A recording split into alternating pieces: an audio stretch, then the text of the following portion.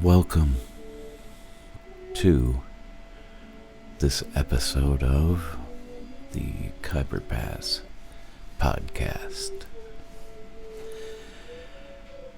I am your host, Paul Metzger.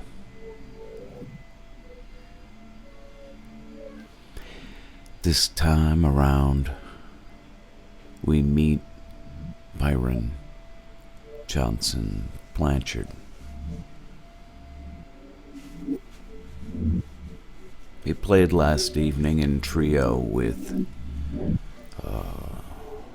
guitar and alto, and sat down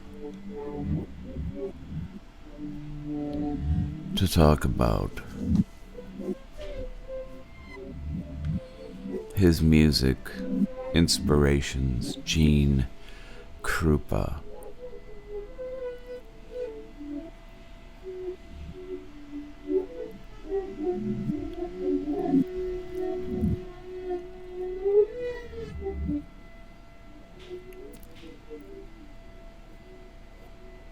As we move through the conversation, remember that it's brought to you by the Khyber Pass Cafe, Grand Avenue in St. Paul, Minnesota. Presenting the live Thursday night music series, Adventures in Improvisation, presented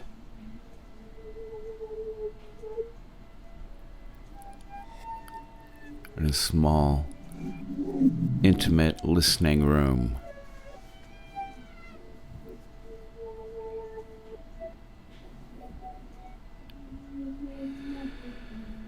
We will move into a short example recorded from the concert,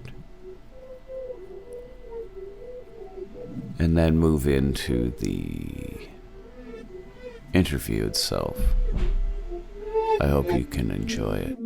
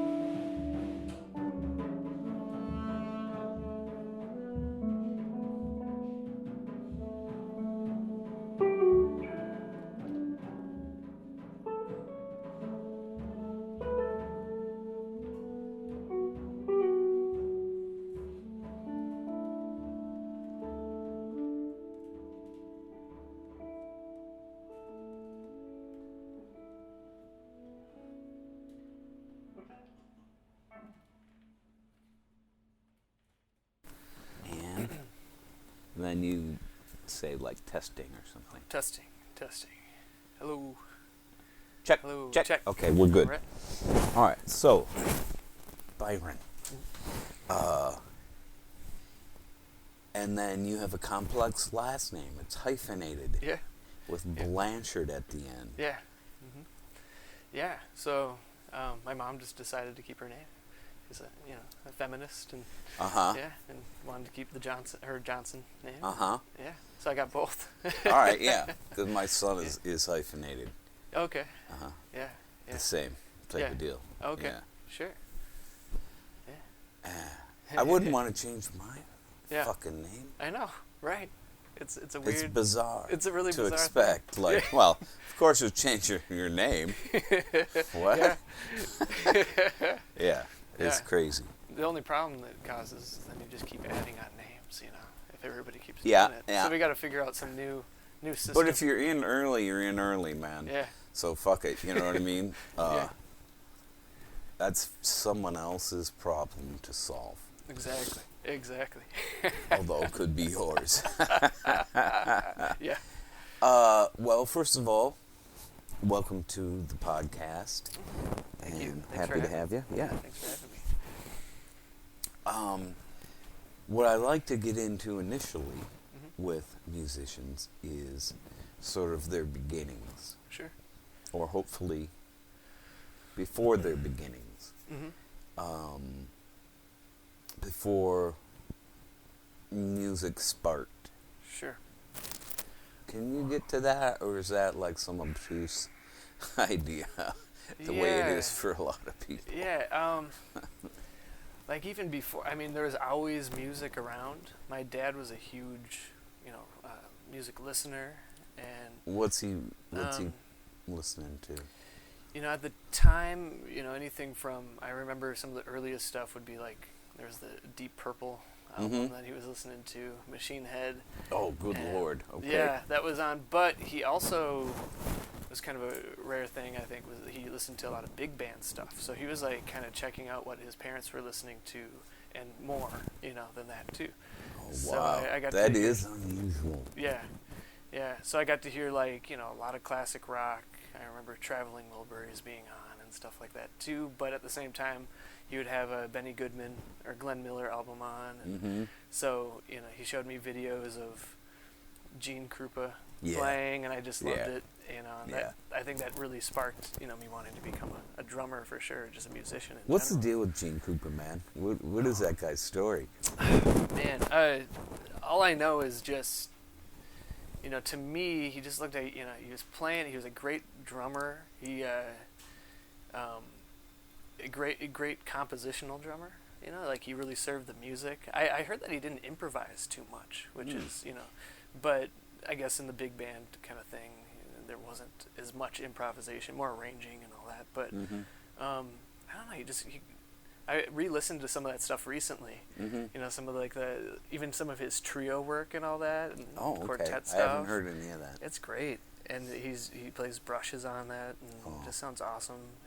And he just looks like he's having a good time, and I think he really is. Yeah. He was a showboat, showman. Yeah. But at the same time, I think it was genuine, happiness coming from that too. Yeah. So.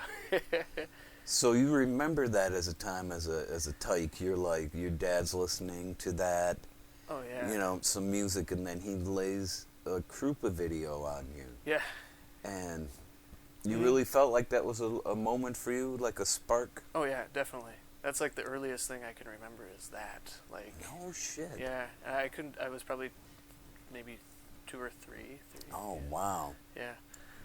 So that was cool. And, and my dad had he'd play his records in the basement, and we had these, staircase, and I would just sit on the staircase and kind of just move my head to it and listen, and I remember going, oh, yeah, and then I would when I was older and kind of understood that music was performed on a stage and all that. I used to pretend I was like on the stage, like as one of the musicians or something. Yeah, I just had that in my head.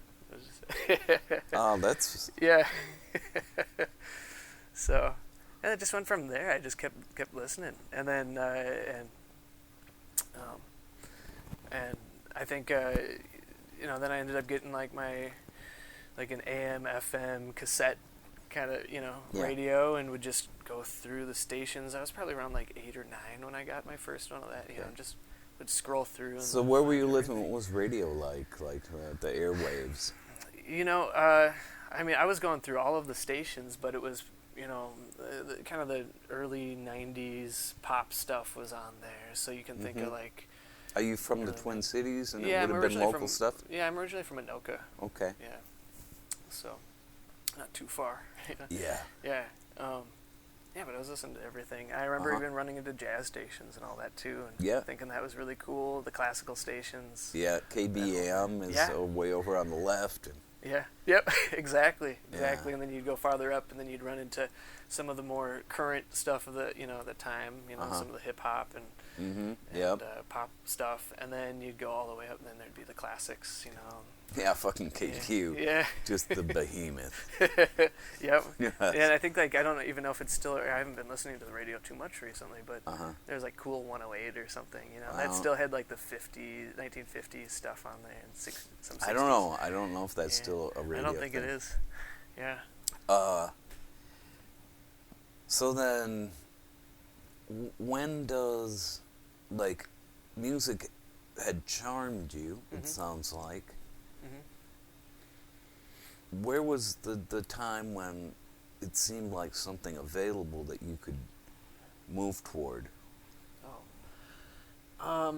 So I went to a small school out in Now Then, which is like right by Elk River. It's this tiny little township. Fuck, Now Then. Yeah. I've only ever heard of it. Yeah. That's fucked up name. Yeah, it is. Yeah, it's awful. Yeah. It is, yeah. So I went to this tiny school there, and they offered music. I had a music program early, like starting when I was in like 4th grade. Okay. And so, they did the whole thing where they check your like lips, to see what would be the best horn and all that. But I went over to they did the rhythm test too, and I wanted to do that, Yeah, you did. Yeah, I caught on to that, and I was like, oh, this is what I want to do, So you were able to get to drums? Yeah, by the time I was like 9 or something. Okay. Yeah. Yeah, so I got there right away. I didn't really play any other instruments. Like my sister took piano lessons, and that was around, but I didn't want to do that because she was already doing it. So I'm like, that's her turf. Yeah, exactly. Yeah. And plus, you'd seen Gene Krupa, man, and that's yeah. That did it. Yeah, it did it for you. Yeah. Yeah. And it was like that many years later, it still stuck with me. And yeah. And so that brings you through like middle school. You're playing like in the band. Yep. I was doing that, and was that standard like band repertoire? Like, what would be some have a band that goes more toward sports, like to be part of the football thing, and I didn't actually go that far with it because I did. Because the band program started really early at my elementary school, so I had a few years doing that kind of stuff. We did like William Tell Overture or something, that kind of thing. Yeah. And then then I went into public school because I was at a little private school. I was at like a little private Lutheran school before that. And then when I got into public school, it was kind of the same stuff, some classical pieces and all that. And we did do marching. Because in Anoka there's a Halloween parade. Okay. So I did a little marching band, but I didn't. What were you doing in marching band? Were you like parade snared? Or that kind of man, that's the crack. Shit. Yeah. I go to parades just to check out the drum line. Yeah. It was I love that sound. Yeah. No, it was great. It wasn't super tight, because it was like 8th grade band. I went into 9th grade, so in high school I did the first year of band. But it's that big fucking snare, It's that big snare, yeah. And when it gets cracked and the snares are set just so, I'd love that it's amazing. sound. So, yeah. And you're outside. It's and a you big got sound. to be part of that. Yeah. Yeah. That was cool. That was really fun. It was. In its own way, It was. like, yeah. doesn't really matter what else is happening. You're just like doing it. Yeah. Yeah, and the instructor I had at the time allowed us to come up with like some of our own cadences and stuff like Oh, that. wow, too. that's like, huge. Yeah, so we created our own rhythms, and we did some, backbeat like rock kind of stuff for a little bit of it, and then went back to the traditional. Yeah. Yeah. So when do you first find yourself sitting behind a kit? That was around the same time. So, Okay. A year earlier, my parents got me a kit for Christmas. So Aw. I ended up, and that was really cool. So a lot of the time for that, I think I did a few lessons with the school band instructor, just like simple coordination ideas and stuff like that. Yeah, it's a big deal. Yeah, and then in 8th grade, I started taking lessons privately, and that was with Pete Hennig. So I was with him throughout high school, all that too. That was really a big thing for me. Uh-huh. Yeah, he was a great instructor. Did he like to work out of a book, or was he? He kind of taught like styles. Oh. So it was Okay. just kind of like what you would learn at maybe like a school like Berkeley or McNally at the time, because he went to music tech. Mm-hmm. So I think he was kind of basing some of his teaching curriculum off of that. Mm-hmm. So yeah, it's just how to play rock, how to play blues, shuffles, swing, some of the Afro-Cuban kind of rhythms and stuff like that. Did he spend much time with you on like the rudiments? We did. Was that a big part of his style to teach, or? Yeah, we worked on reading a lot. Okay. I don't remember working on rudiments a ton, just because we were doing a lot of drum set based stuff. But we did do that. Mm-hmm. I mean, but it wasn't like the main thing that he was getting at. It was more about like groove and feel and. All right, so doing drum kit time. Yeah. Really exactly. trying to do it. Yeah. All right. Yep. How to play all sorts of different rhythms and time and. Yeah. And so that takes you what, through high school? Yeah. Yep. All the way through high school, I was doing lessons with him, and then of course like trying to start up bands and. Did anything hit for you as far as a band? Were you able to get in combo that felt good? Yes. The very first one I did was like a punk rock band. And we I think we made up like one song, and then we covered a couple. Do you remember the covers and that? I like that kind of shit. Oh geez, I'm forgetting the title of it, but it was an AFI song. I don't even know what AFI is. Yeah. I haven't listened to them in years, but I wasn't even like the biggest fan of that band, but like the bassist really liked it, and so we ended up doing that. And then we played a talent show. But the main one that I can remember is I met a guitarist who was also doing private lessons in high school, and he like was learning some jazz chords and doing that whole thing too. Oh, okay. But he really liked indie rock and that all that stuff that was happening then. Okay. I can't remember. Some of the bands would be like probably like Spoon, or when they were starting up, and so but we Red Hot Chili Peppers, that kind of thing. But we didn't really play that stuff. So what we did is I had a karaoke machine, and I would just put it was like something that my sister and I used to just play around on, Keep going, kids. Man. I like Yeah. where this is right now. Trust me, this is good. Yeah. You got a karaoke machine, yeah? Yeah. So we had 2 mics for it. We had the what is it, that ceiling that's not, so we'd hang a mic down from that, and so we'd pop some of those ceiling tiles out, or whatever you call them, panels out, and hang a mic over the drums, and then we'd put one mic on the ground in between the bass and guitar. Okay. And we would just press play, and we'd improvise, just completely improvised.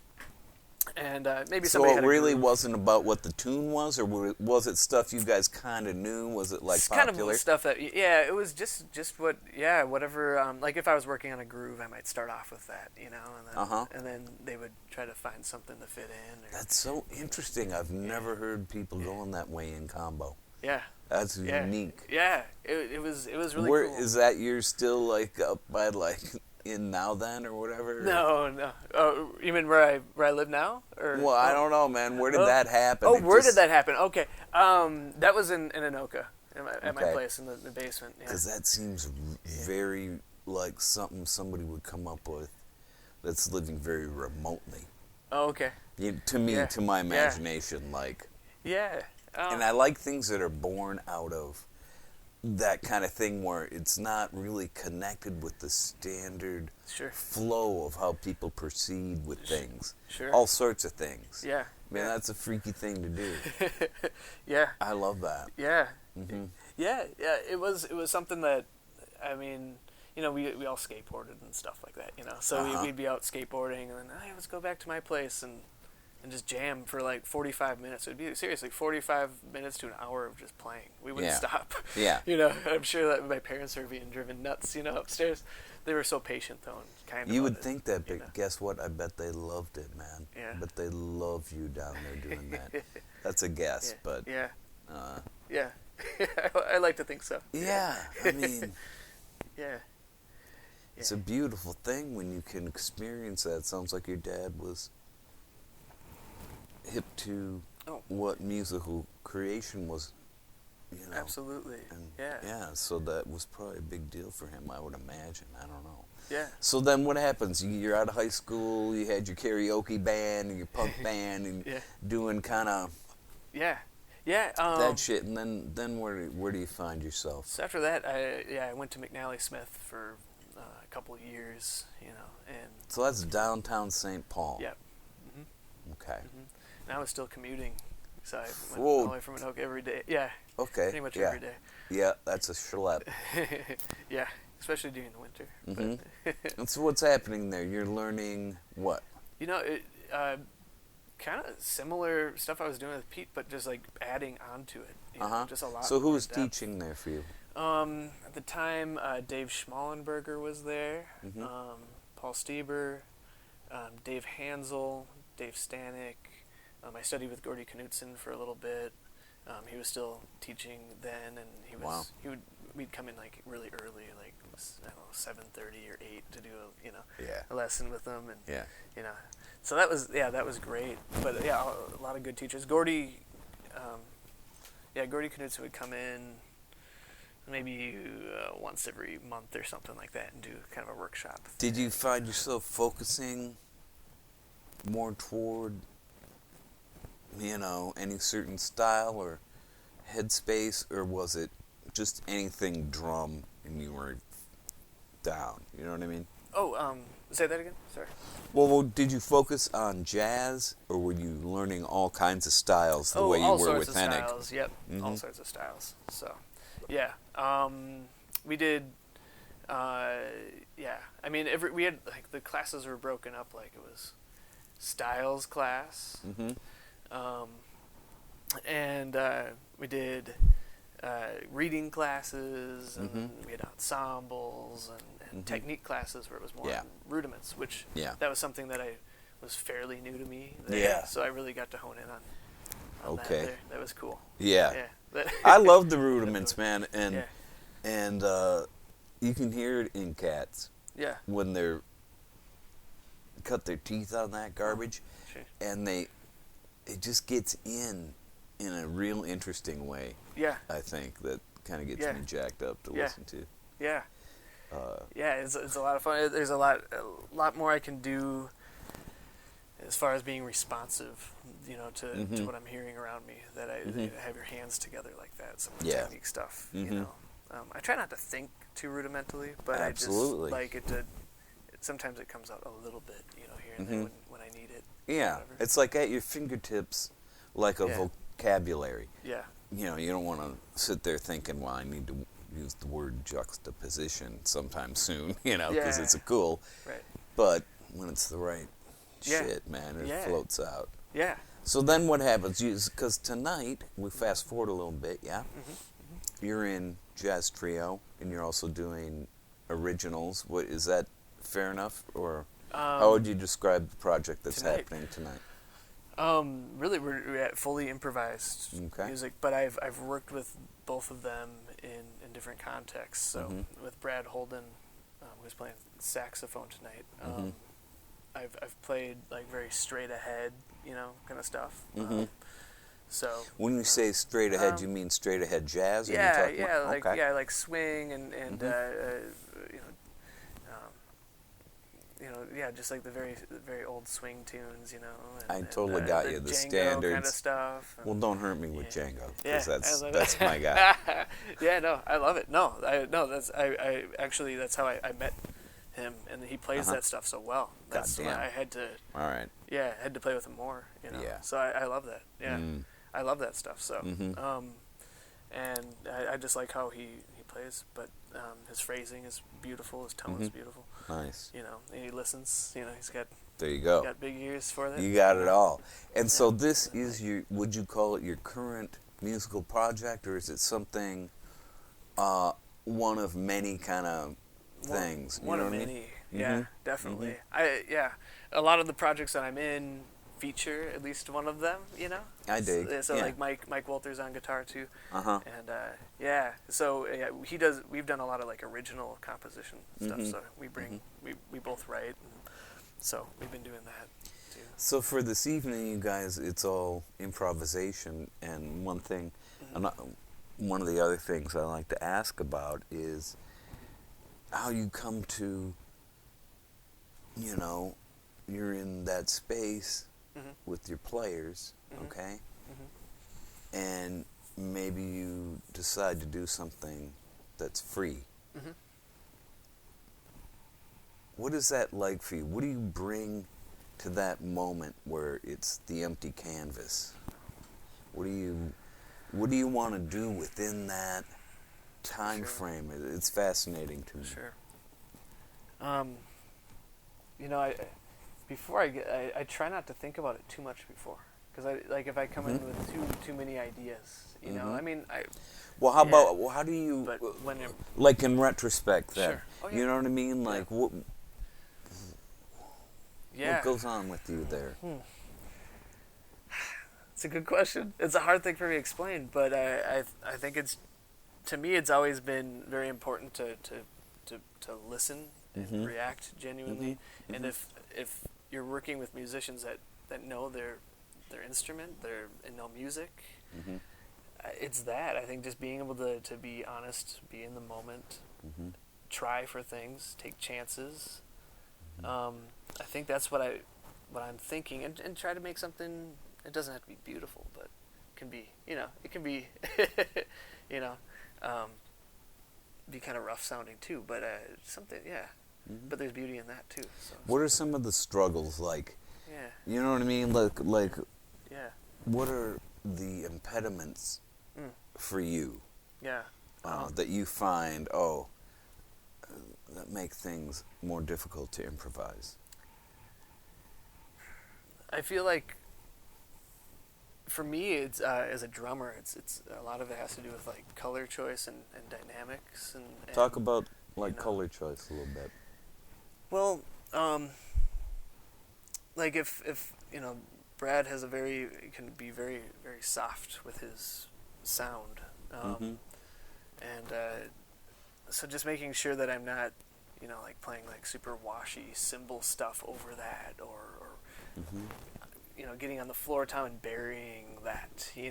Like I just want to make sure that, of course there are times when that's can be a cool thing, and then you can spawn something, but just really trying to blend but also instigate. I think it's kind of, that's the challenge, To instigate. Yeah. Yeah, to make your own statement for someone else to listen to and react to is a very important part that I've heard from other improvisers can be kind of a difficult thing to learn and to feel easy into. Yeah. Because there's the tendency to feel like a dick. Yeah. Yeah. You know what I mean? Know. Like, I know what you mean. Am I being a dick here by making a bold musical statement just on my own? But that can stop you from doing it when it's such an elemental part. Exactly. Yeah, it's real tricky. Yeah, it is. Yeah, because it can be I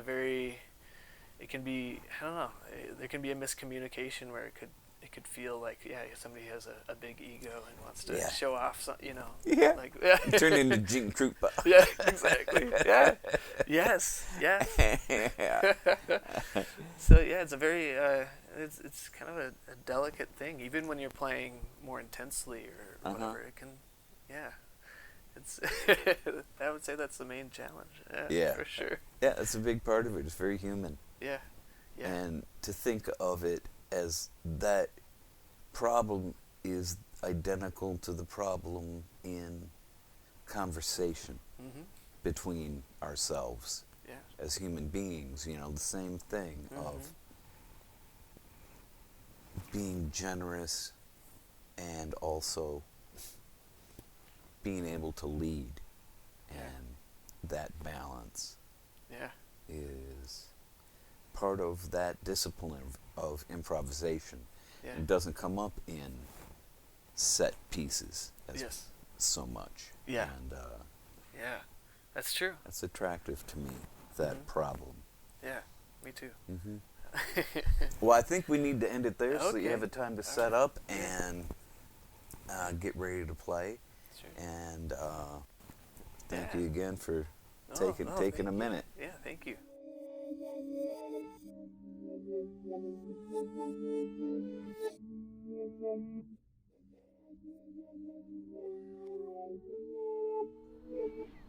And once again, we have attained terminus for this week's Khyber Pass podcast.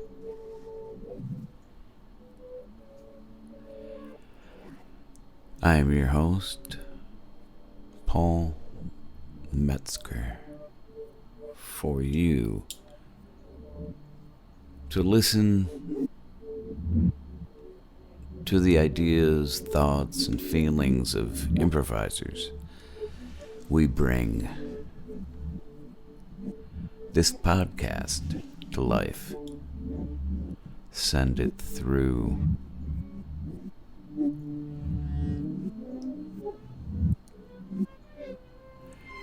the World Wide Web.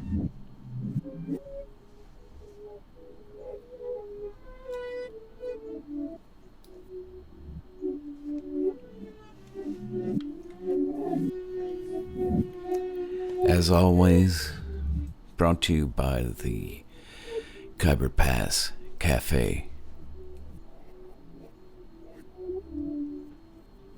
Serving authentic food, cuisine from Afghanistan.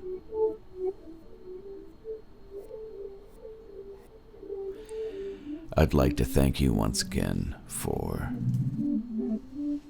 joining on the journey to understanding what happens in the travels of an improviser, to understand what they do in hopes of a deeper appreciation.